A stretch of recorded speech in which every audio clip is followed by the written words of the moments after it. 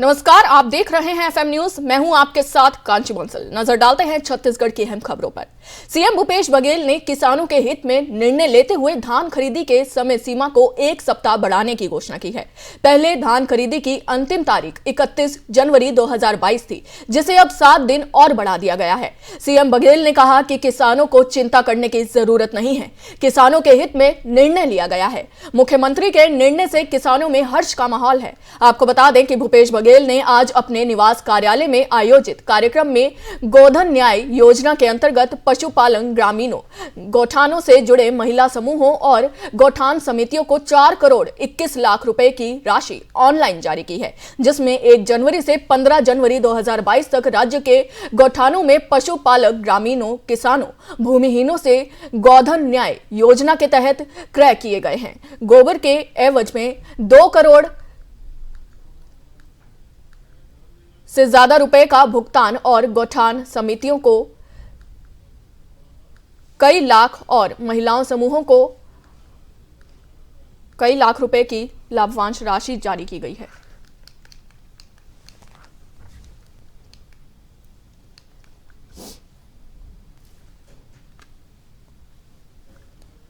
इसी पर ज्यादा जानकारी के लिए हमारे साथ एसोसिएट एडिटर जरीन सिद्दीकी जुड़ गए हैं। जरीन सिद्दीकी जी, किन कारणों से इसकी तारीख बढ़ा दी गई है? जी, मैं आपको बताना चाहूंगा, धान छत्तीसगढ़ में काफी मायने रखता है। धान का कटोरा कहा जाता है। धान से सियासत उपजती है। धान किसान की जीविका का साधन है और धान से सरकार बनती है, सरकार बिगड़ती है। और मुख्यमंत्री भूपेश बघेल की सरकार ने धान को लेकर काफी वायदे किए थे और उन्हीं किसानों से किए गए वायदों के परिणाम स्वरूप ही सरकार सामने आई है। क्योंकि अभी मौसम पिछले दिनों तकरीबन 15 दिनों तक मौसम काफी खराब था। बेमौसम बारिश हुई और अत्यधिक वर्षा के कारण बहुत सारी जगहों पे धान भीग गया, धान खराब हो गया। जो किसान धान बेचना चाहते थे वो किसान मंडियों तक नहीं पहुंच पाए, समितियों तक नहीं पहुंच पाए। नतीजतन इस बात को लेकर आवाज उठने लगी विपक्ष में। जो भारतीय जनता पार्टी की सरकार है उसने भी सरकार पे तंज कसे कि किसानों का नाम लेकर सरकार बनी है और किसानों के हित की रक्षा नहीं कर पा रही है। धान खुले में भीग रहा है, धान खराब हो रहा है और लेकिन सरकार को कोई चिंता नहीं है। उस वक्त मुख्यमंत्री भूपेश बघेल छत्तीसगढ़ से बाहर थे, यूपी के दौरे पे थे, इसलिए कोई ठोस निर्णय नहीं लिया गया। लेकिन जाते जाते उन्होंने ये बात कही कि जब तक अभी किसान भाई चिंता ना करे, धान की खरीदी पूरी की जाएगी। और कल वो वापिस आए और आज उनके निवास में बैठक चली और उसके बाद उन्होंने जो 31 जनवरी धान की खरीदी की तारीख आखिरी थी उसको बढ़ाकर 7 फरवरी तक किया है, जिससे उन किसानों को निश्चित तौर पे फायदा होगा जो अपना किसान धान बेच नहीं पाए हैं और उसी उधेड़-बुन में लगे थे कि धान खराब हो चुका है, ये धान लिया जाएगा या नहीं लिया जाएगा, 31 जनवरी तक हमारा धान बिकेगा कि नहीं। इन सारी समस्याओं का समाधान भूपेश बघेल ने आज किया और उन्होंने किसानों के माथे पर जो फिक्र उभर पड़ी थी उसको किया है और 7 फरवरी तक। जी, मुख्यमंत्री के इस निर्णय से किसानों में कैसा माहौल है, उनकी क्या प्रतिक्रिया है?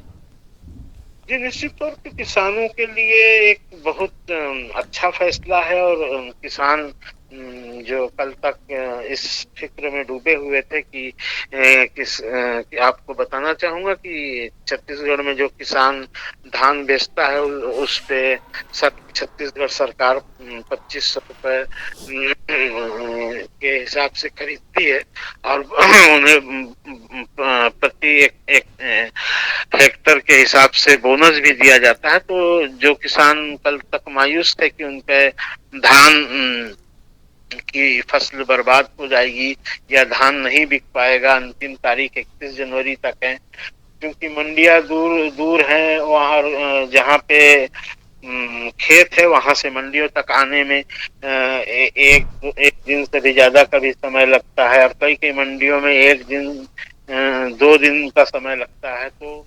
एक चिंता थी कि नियत तारीख के दौरान हमारा धान पहुंच पाएगा कि नहीं पहुंच पाएगा।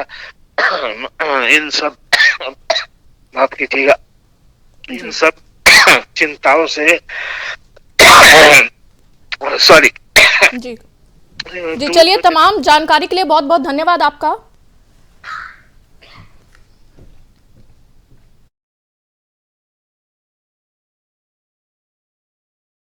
प्रदेश के खाद्य और सांस्कृतिक मंत्री अमरजीत भगत सरगुजा दौरे पर हैं। इस दौरान उन्होंने आज दरिमा एयरपोर्ट पर चल रहे निर्माण कार्यों का निरीक्षण किया, जिसके बाद वे दरिमा धान खरीदी केंद्र के साथ करवा नवागर पौरी धान खरीदी केंद्र का निरीक्षण करने पहुंचे, जहां उन्होंने अब तक किए गए धान उठाव के बारे में जानकारी ली।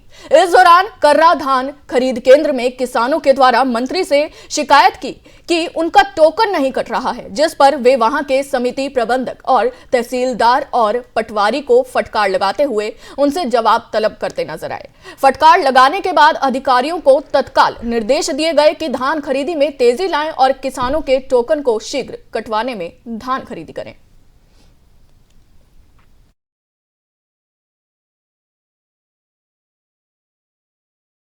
रायपुर में वन परिवहन आवास पर्यावरण विधि विधायी और जलवायु परिवर्तन मंत्री और कवर्धा विधायक मोहम्मद अकबर ने अपने स्वच्छ अनुदान मद से कोरोना काल में पिछले 2 सालों से बेरोजगारी की दौर से गुजर रहे लोक कलाकारों के 43 दलों को करीब 10 लाख की आर्थिक सहायता प्रदान कर मदद की है।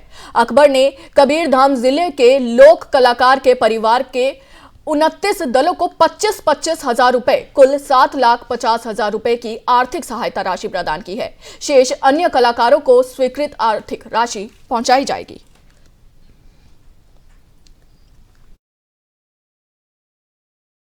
अकबर भैया जन हमार नाच पार्टी है, जन हम 7 तारीख के बुलाए रहे हैं पूरा नाच संघ के, वो हम लोग 25,000 एक पार्टी जन घोषणा करे रही से आज वो विकरण करी से, और जिन हमन छोटे वर्ग जिसे हमन नाच रही से आज अकबर भैया के हमला आगे बढ़ाई से, अब अपन साथ में खंडर रेंगात है। अकबर भैया जिंदाबाद जिंदाबाद। क्या नाम? ओखर मैं मैनेजर सुशील कुमार जायसवाल। जिन हम 2 साल के कोरोना काल में हम बेरोजगार रहें और हमारे कार्यक्रम चलत नहीं रही से नाचा गम्मत है, तो हर बार हम अकबर भैया ला जब समनापुर आए रही से तो हम मांग करें कि हमला कुछ राशि देने के कष्ट करो इसी के, तो भैया आज हम लोग 25,000 के चेक काट के हमला दी से आज, तो हम सबो कलाकार आज नाचा के जतिक भी हम लोक कला नाचा संघ में जुड़े हैं, सब कलाकार आज चेक ला पा के बहुत खुश हैं और भैया ला हम कभी भूल नहीं सकन। एक हर बार हम अकबर भैया ला बहुत बहुत गाढ़ा बधाई देते हैं।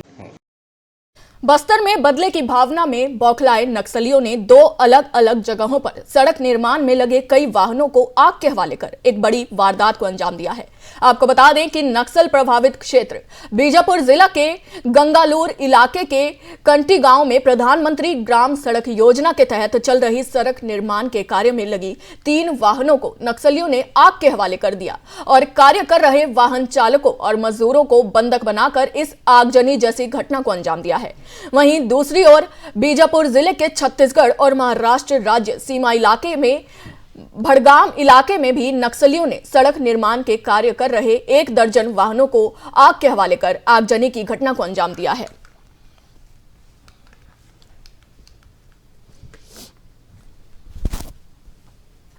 इसी पर ज्यादा जानकारी के लिए मेरे साथ मेरे संवाददाता हरि सिंह ठाकुर जुड़ चुके हैं। हरि सिंह, इस मामले पर क्या कुछ अपडेट है?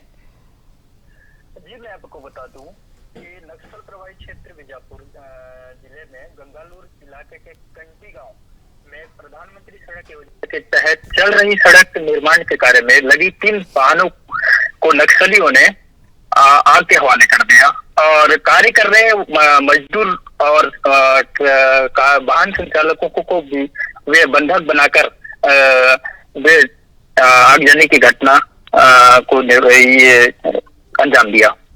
जी, नक्सलियों के हौसले इतने बुलंद है, इस पर पुलिस क्या कार्रवाई कर रही है? पुलिस इस पर लगातार बस्तर पुलिस महानिरीक्षक राज सिंह के द्वारा विश्वास विकास सुरक्षा त्रिवेणी कार्य योजना के तहत बस्तर क्षेत्र में विभिन्न प्रकार के नक्सली विरोध अभियान चलाया जा रहा है, जिससे नक्सलियों की कमर टूट चुकी है और बौखलाए नक्सलियों ने अपनी मौजूदगी का एहसास कराने के लिए ये आयोजन हत्या आगजनी जैसे घटनाओं का अंजाम देते आ रहे हैं। जी, बहुत बहुत धन्यवाद तमाम जानकारी के लिए हरि सिंह ठाकुर जी।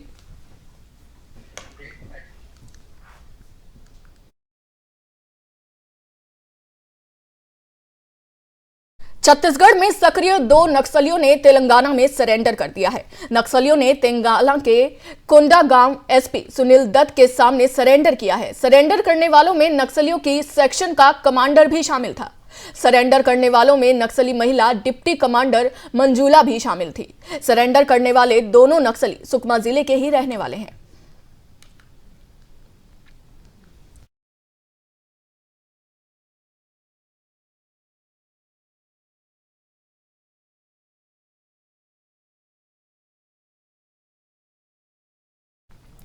कोरोना महामारी ने एक बार फिर से पूरे देश को अपनी चपेट में ले लिया है। सरगुजा जिले में भी केस लगातार बढ़ रहे हैं, जिसको देखते हुए सीतापुर सामुदायिक स्वास्थ्य केंद्र ने अपनी व्यवस्था को बेहतर कर लिया है।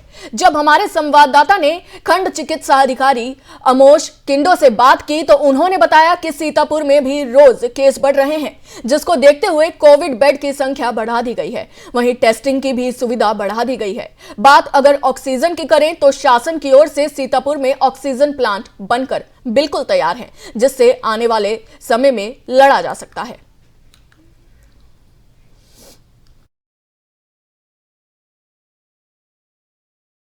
बस्तर के अति संवेदनशील क्षेत्रों में जिला प्रशासन के कदम पड़ने लगे हैं। नक्सलियों का बसेरा कहलाने वाले क्षेत्रों में पुलिस प्रशासन की मदद से जिला प्रशासन ने क्षेत्र को नक्सल से आजाद करवा रहा है।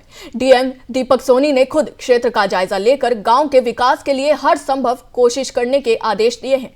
आज कलेक्टर दीपक सोनी के मंसूशा नगर जिला स्वास्थ्य विभाग की टीम नक्सलियों के क्षेत्र नहाड़ी पहुंची, जहां लगभग 200 लोगों का उपचार किया। ग्रामीणों की मलेरिया टेस्टिंग की और कई लोगों को फॉरवर्ड वैक्सीन की दूसरी डोज भी लगाई गई।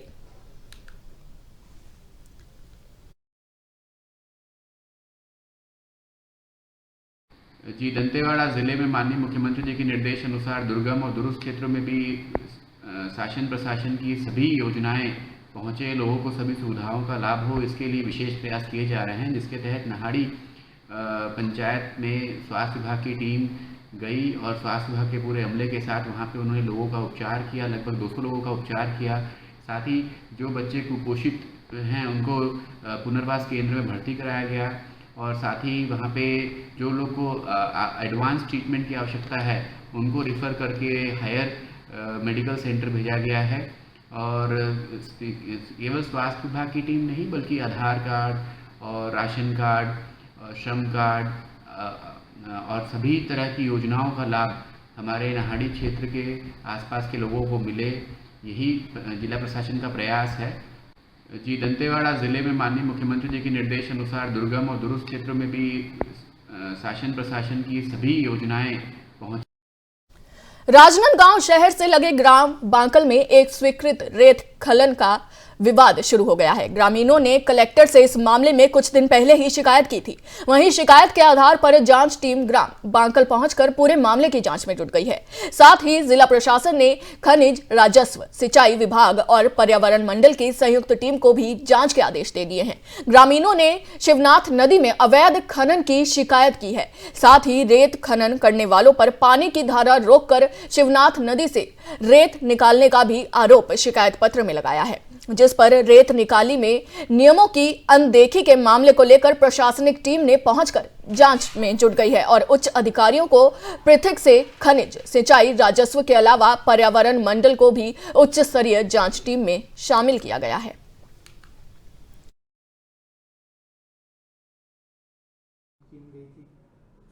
अभी बाकल रेत खदान में अवैध उत्खनन होने के संबंध में शिकायतें हमको विगत दिनों प्राप्त हुई थी। उक्त शिकायत के संबंध में हमने सीमांकन के लिए पटवारियों और आरआई की टीम गठित की थी तहसीलदार ने, तो तहसीलदार द्वारा सीमांकन करवाया जा चुका है। इसके बाद चूँकि कुछ और बिंदु भी थे जिसमें अन्य शिकायतें मिली थी कि सीमा क्षेत्र से बाहर उत्खनन किया जा रहा है या नदी के पास उत्खनन किया जा रहा है, तो इसके संबंध में एक संयुक्त टीम पृथक से हमने गठित की है। इसमें तहसीलदार और माइनिंग इंस्पेक्टर और एसडीओ जल संसाधन है, तो ये तीनों की संयुक्त टीम 1-2 दिन में जांच करके रिपोर्ट सौंपेगी।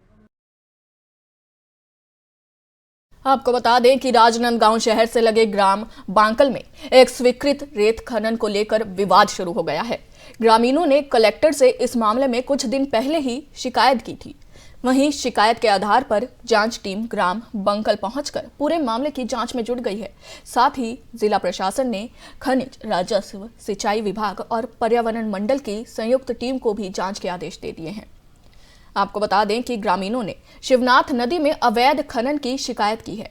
साथ ही रेत खनन करने वालों पर पानी की धारा रोककर शिवनाथ नदी से रेत निकालने का भी आरोप लगाया है, जिस पर रेत निकासी में नियमों की अनदेखी के मामले को लेकर प्रशासनिक टीम ने पहुंचकर जांच शुरू कर दी है और उच्च अधिकारियों को पृथक से खनिज, सिंचाई, राजस्व के अलावा पर्यावरण मंडल को भी उच्च स्तरीय जांच टीम में शामिल कर लिया है। मामला राजनांदगांव का है, जहां ग्राम बांकल में एक स्वीकृत रेत खदान को लेकर विवाद शुरू हुआ। ग्रामीणों ने कलेक्टर से इस मामले में कुछ दिन पहले ही शिकायत की थी। शिकायत के आधार पर जांच टीम ग्राम बांकल पहुंचकर पूरे मामले की जांच में जुट गई है। साथ ही जिला प्रशासन ने खनिज, राजस्व, सिंचाई विभाग और पर्यावरण मंडल की संयुक्त टीम को भी जांच के आदेश दिए हैं। ग्रामीणों ने शिवनाथ नदी में अवैध खनन की शिकायत की है। रेत खनन करने वालों पर पानी की धारा रोककर शिवनाथ नदी से रेत निकालने का भी ग्रामीणों ने आरोप लगाया है, जिस पर रेत निकासी में नियमों की अनदेखी के मामले में प्रशासनिक टीम जांच कर रही है।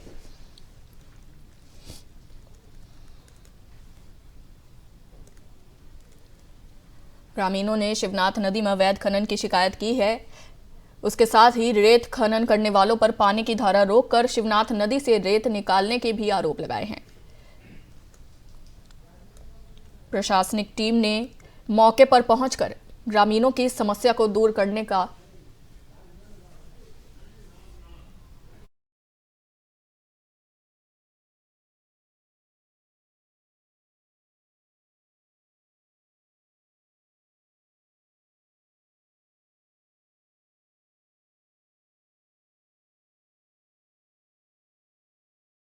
कृत रेत खनन को लेकर विवाद शुरू हो गया है। ग्रामीणों ने कलेक्टर से इस मामले में कुछ दिन पहले ही शिकायत की थी। वहीं शिकायत के आधार पर जांच टीम ग्राम बांकल पहुंचकर पूरे मामले की जांच में जुट गई है। जिला प्रशासन ने खनिज, राजस्व, सिंचाई विभाग और पर्यावरण मंडल की संयुक्त टीम को भी जांच में जोड़ लिया है।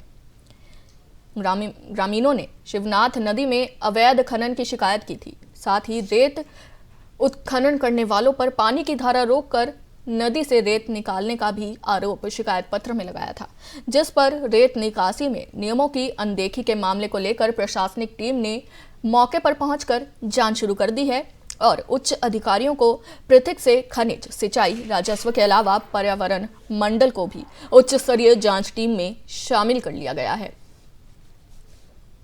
मामला राजनांदगांव का है, जहां ग्राम बांकल में स्वीकृत रेत खदान को लेकर विवाद शुरू हुआ। ग्रामीणों ने कलेक्टर से कुछ दिन पहले ही इस मामले पर शिकायत की थी। शिकायत के आधार पर जांच टीम ग्राम बांकल पहुंचकर पूरे मामले की जांच में जुट गई है। साथ ही जिला प्रशासन ने राजस्व, सिंचाई विभाग और पर्यावरण और खनिज मंडल की संयुक्त टीम को भी जांच के आदेश दे दिए हैं।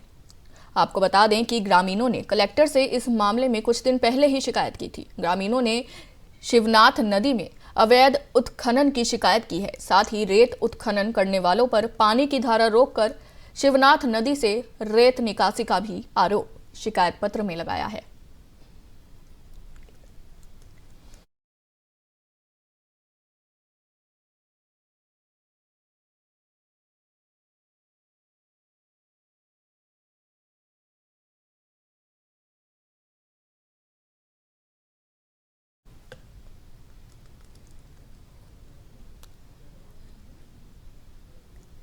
रेत खदान के विवाद को लेकर छत्तीसगढ़ में कई जगहों से ऐसे ही मामले सामने आ चुके हैं। एक मामला राजनांदगांव शहर से आया है, जहां ग्राम बांकल में एक स्वीकृत रेत खदान को लेकर विवाद शुरू हुआ। ग्रामीणों ने कलेक्टर से इस मामले में कुछ दिन पहले ही शिकायत की थी। आपको बता दें कि उसी शिकायत के आधार पर जांच टीम ग्राम बांकल पहुंचकर पूरे मामले की जांच में जुट गई है। इसके साथ ही जिला प्रशासन ने राजस्व, सिंचाई विभाग, खनिज और पर्यावरण मंडल की संयुक्त टीम को भी जांच के आदेश दे दिए हैं। ग्रामीणों ने शिवनाथ नदी में अवैध उत्खनन की शिकायत की है। साथ ही रेत उत्खनन करने वालों पर पानी की धारा रोककर शिवनाथ नदी से रेत निकासी का भी आरोप लगाया है, जिस पर रेत निकासी में नियमों की अनदेखी के मामले को लेकर प्रशासनिक टीम ने पहुंचकर जांच में जुट गई है और उच्च अधिकारियों को पृथक से खनिज, सिंचाई, राजस्व के अलावा पर्यावरण मंडल को भी उच्च स्तरीय जांच टीम में शामिल कर लिया है। फिलहाल पुलिस मामले की जांच में जुटी है।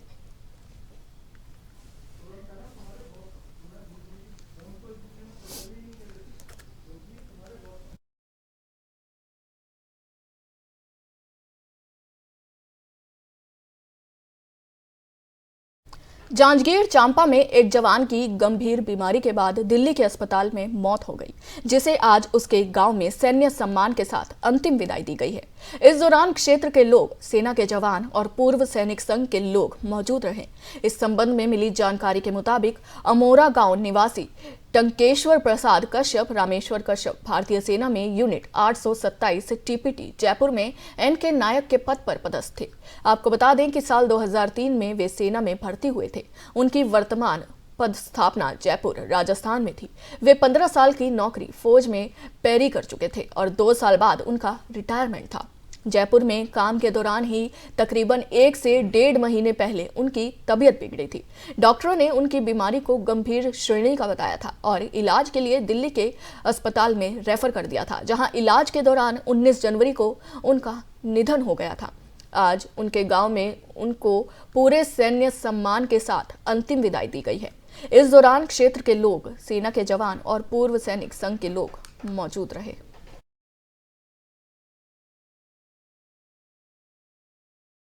बस्तर में उप महानिरीक्षक और वरिष्ठ पुलिस अधीक्षक जितेंद्र सिंह मीणा के द्वारा एक और आपराधिक तत्वों पर लगातार कार्रवाई की जा रही है। वहीं दूसरी ओर संवेदनशील पुलिसिंग अंतर्गत नाबालिग बच्चों के दस्ताबी के लिए रुचि लेकर विशेष अभियान चलाया जा रहा है। इसी क्रम में उप महानिरीक्षक और वरिष्ठ पुलिस अधीक्षक जितेंद्र सिंह मीणा और अति पुलिस अधीक्षक ओम प्रकाश शर्मा के मार्गदर्शन में 21 जनवरी तक ऑपरेशन मुस्कान नामक विशेष अभियान चलाया गया है।